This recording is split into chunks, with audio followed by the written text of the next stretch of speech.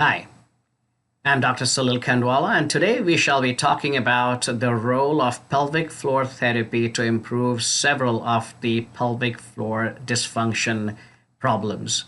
So, this is the pelvic floor muscles as seen from above. The muscles basically fill the pelvic cavity, and they're very strong muscles, and they allow the passage of the urethra in the front, vagina in the middle, and the rectum at the back in a woman. And then this is what's called the bony pelvis. So let me show you through a video how do the pelvic muscles look from the inside and then also from the outside. So now this is the female pelvis. So when you're standing up, this is how it looks. So this is your tailbone at the back, the pubic bone, which is the front bone in the front, and these are the muscles on the inside. So when you're looking at the muscles from the bottom, this is how they look. This is the vaginal opening right here. This is the anus opening. And now you have these muscles on the outside.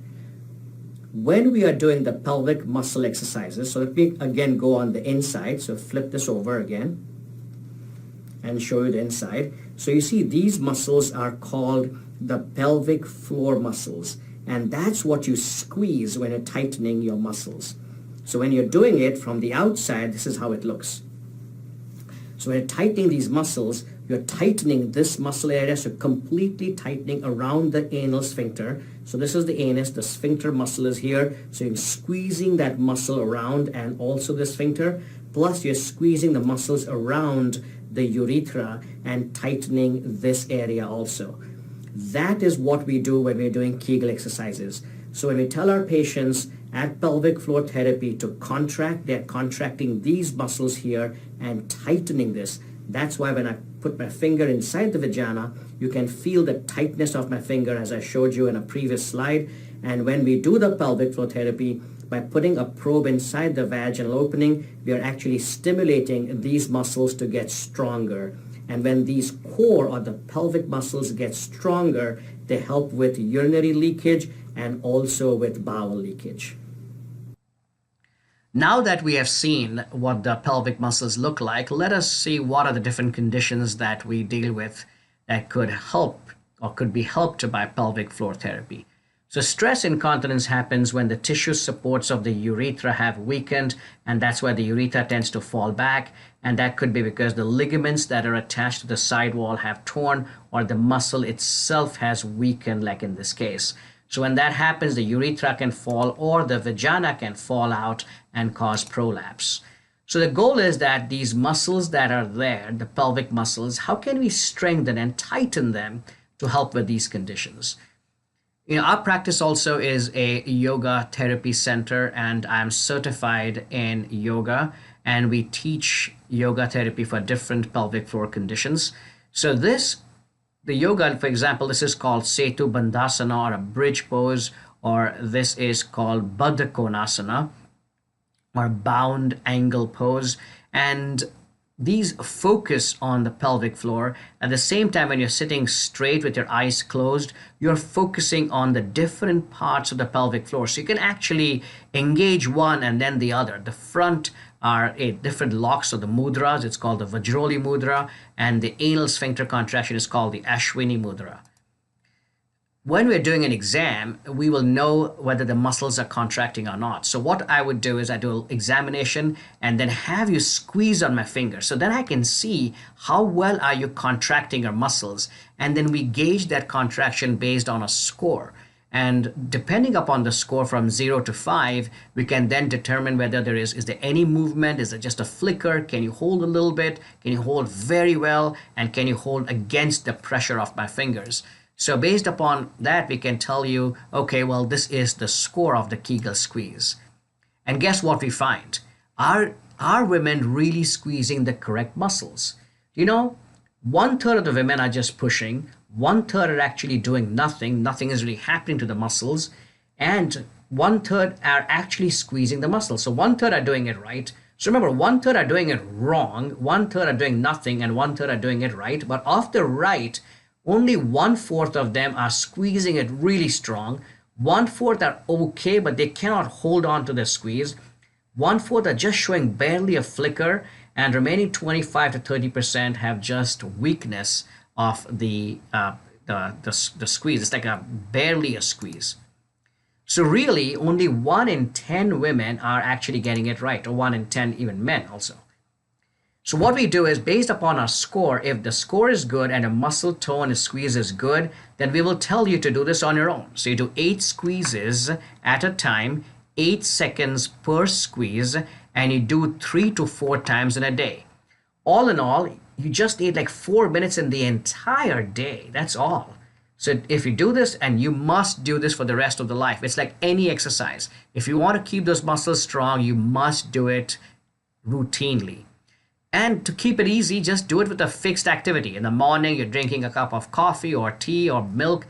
Just sit there, focus on the muscles and squeeze. Or if you're watching TV, and especially when ads come in or traffic lights. We're all going to get traffic lights, right? The red light, wait there and squeeze your muscles. So once you engage and associate with some activity, you will be doing this. And that is really, really important to do. And all you're asking, I mean, just think about it. Can't you give yourself 4 minutes for your pelvic floor per day? It's totally worth it.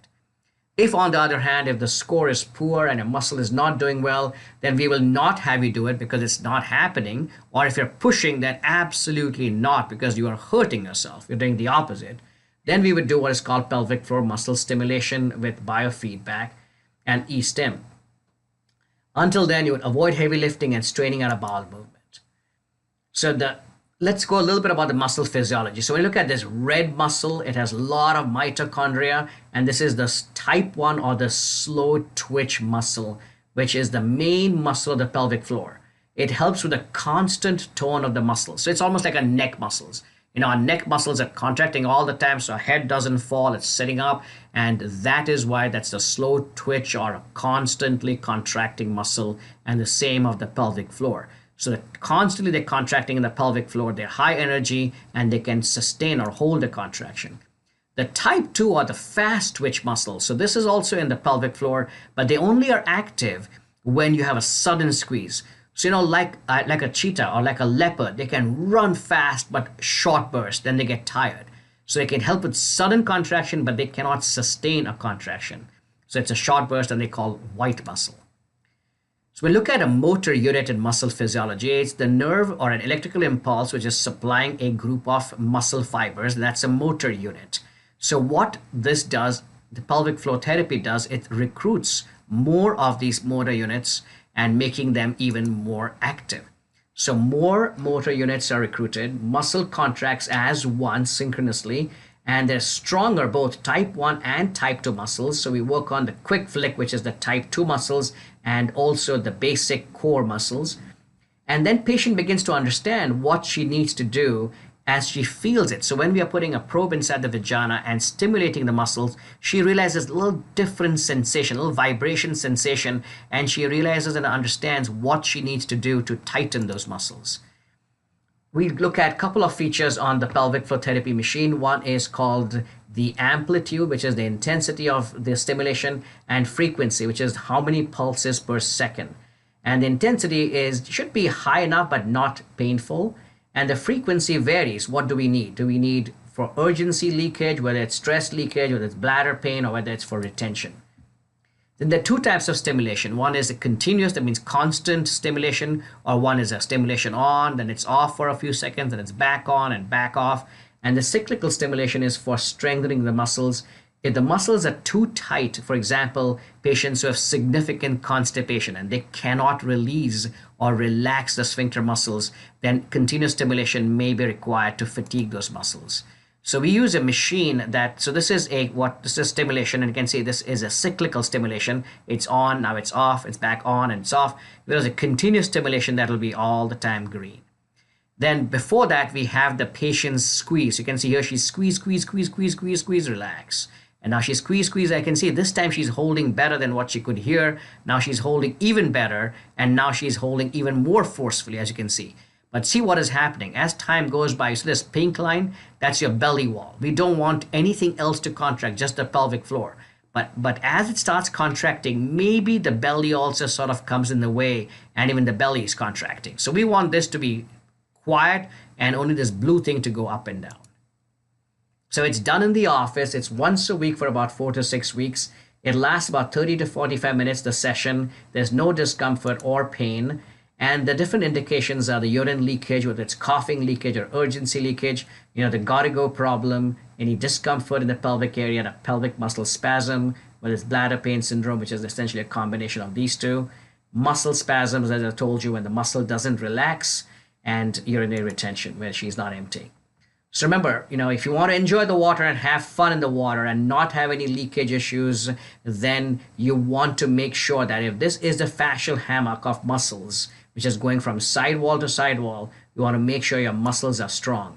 So if you have leakage and the urethra has fallen out, the muscles have become weak, let's recreate that muscle. Let's push it back up. Let's tighten those muscles up by doing the pelvic floor physical therapy. So we talked about pelvic floor therapy and what are the indications and also how to do it and how does it help with the pelvic muscles. So let us look at the machine that we use. So if you look up here, this is the machine that we use, and it has an inbuilt software that helps us do this stimulation of the pelvic muscles, and we use different probes. So this is called the vaginal probe, and there are two different sizes, and it all depends upon the vaginal cavity and how it looks. So one is one size and one's a different size, and that is what is used to be placed inside the vagina with the goal of improving the muscle strength as we stimulate the muscles. So these are these probes, and this one that Nicole has in her hand is a probe that as it's put into the rectum, and what it has is, as you can see, this little cuff, like a blood pressure cuff, and if you inflate it, then when the rectal sphincter squeezes on it, it actually gives you a pressure increase. It's literally what happens in a blood pressure machine, and when it's put around the arm. So when, let's say the rectal sphincter, let me put this down, so the rectal sphincter is like this around it, and if the rectal sphincter contracts, as you squeeze your rectum, contracts, it puts a pressure on this probe, and that pressure is transmitted as an electrical impulse, and I'll show you shortly how that electrical impulse looks on the screen. So now let us see how this is inserted, and we'll do a quick little brief information about how this is inserted and what the patient is expected to do. So now we have a patient who has a problem with urgency and leakage of urine. So as you can see, this is the rectal probe. We covered the rectal probe up, so that means it's clean, and then we slowly insert it. So a little pressure here, it goes in and just sits in there. It doesn't have to go too much inside as long as we get that pressure squeeze. So then we'll tell the patient, go ahead and squeeze. So go ahead and squeeze on the rectum real tight and relax. And squeeze again real tight and relax. And that is what we do for the sphincter muscle contraction. So this helps us understand how the muscle is working when the patient is asked to squeeze her muscles. So that's the rectal probe. So let's put this on the side. And this is the vaginal probe that we were talking about, and that helps with the stimulation. So it varies upon the different sizes. So we use the best probe possible, little pressure here, and it goes in very gently. It's almost, if you look at it, it's much smaller than a speculum. So it goes in and sits inside, and the goal being that now it is nicely inside, so it'll touch the vaginal walls where those metallic areas are, and that will help with the stimulation of the vaginal muscles. So this is what that probe does. That's essentially it. Putting the one probe in the rectum for the patient to squeeze, and this vaginal probe for the muscles to now be stimulated. So just to get an idea, this speculum, which is a normal speculum that's used for pap smear, and you can see the probe. So it's much smaller than a speculum, and therefore it's very convenient to do this. The most important thing is the probe has to be the correct size so that the vagina, the metal part touches the vagina, so that we have a proper effect on the vaginal muscles and the pelvic floor muscles. So put in, this is an abdominal lead, and what this does is it picks up any electrical activity from the abdomen. And the reason for doing this lead is, so suppose if there is any abdominal activity, then we can say, no, don't do anything to the belly. It's all inside the pelvic muscles. We do not want to squeeze your belly muscles, and that's what this particular lead does. And squeeze. Try to relax your stomach muscles. I don't. And rest. Excellent. So Nicole is now showing how we do this to our patient, and we'll do this again in a few seconds. So we count down to 0, and then we squeeze again. And squeeze. Doing good. Keep squeezing. Try to relax your stomach muscles. I know. And rest. So as you can see, there's a little bit of abdominal wall contraction with the pelvic muscle contraction. But sometimes it's hard to do that, but as we do more and more, it gets better, you know? Yeah. So, And There we go. squeeze.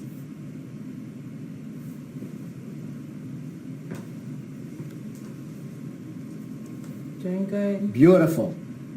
And See, rest. you could see here she was not squeezing where the blue part is coming up, and this pink part where it's coming up is where the belly is contracting and squeezing. And this is what we want. We do not want any of this pink part coming up. And squeeze.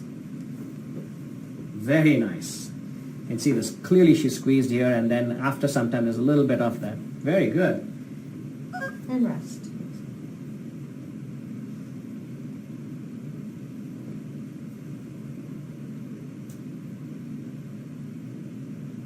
And squeeze. This is our last one. Good. Squeeze, squeeze, squeeze, squeeze, squeeze, squeeze. Keep squeezing. Almost there. 2, 1, relax. And rest. Very nice.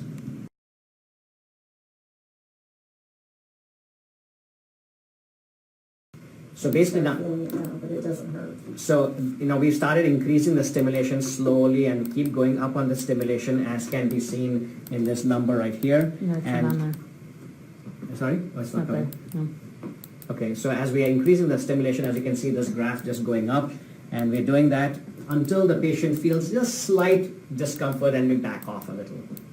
So keep going up until she tells us to that effect. It doesn't ever hurt. It just. Yeah, does it feel like vibrations inside? Yeah. Well, that's good. That means the probe is in good contact with the vaginal and pelvic muscles.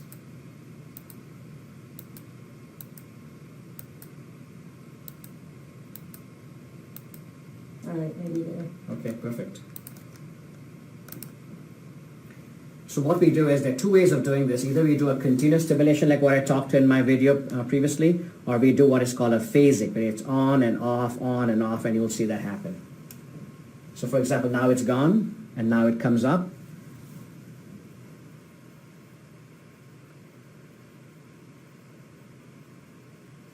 And then it drops off. This is the stimulation.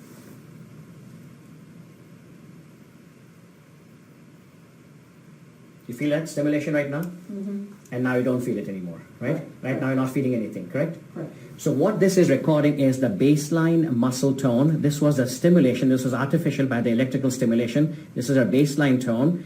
And then now again, the stimulation takes off.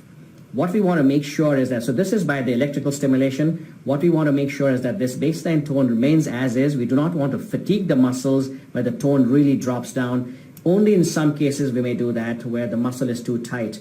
But in case of our patient right here, we want to strengthen those muscles. So we want to make sure that the stimulation does not fatigue the muscles. And essentially, this again is the resting where her muscle tone is, and this is the stimulation. So we do this for a period of time, just like what I mentioned. So it's really important, pelvic floor therapy in many cases, to complement what we do surgically also. And by doing this initially with us, you'll be then doing it on your own with possible booster sessions in the office periodically. So the combination of doing it on your own with the booster sessions should at least maintain the strength and integrity of your pelvic floor muscles, keep them engaged for the rest of your life, because that'll really help you and prevent any complications or recurrences from happening in the future.